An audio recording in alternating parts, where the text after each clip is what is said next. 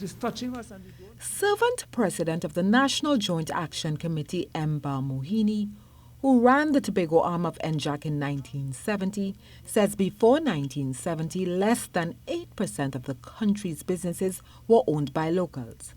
He says despite the fact that nationhood was achieved through independence in 1962, the 8 years in between had seen very few changes. The People's Movement, popularly called the Black Power Movement, changed all that. the principle was the young people are the leaders of tomorrow, today. In other words, yes, they are being prepared for leadership 5 years, 10 years, 15 years, but they need to have a say even now.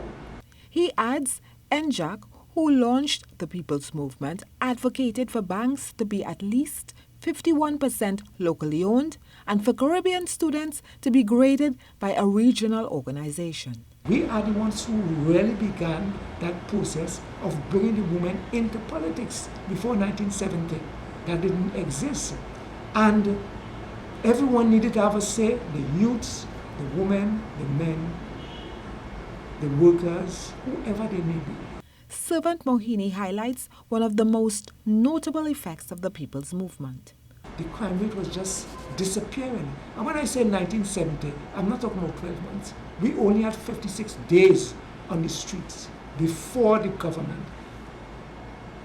declared the emergency, locked up our leadership for 7 months, from the 21st of April to the 20th of November. On Saturday, NJAC will memorialize the SOE and the People's Movement by recalling the death of 22-year-old Basil Davis, who was martyred during the 1970 Black Power riots. Terry Ann Browne-Campbell, TTT News.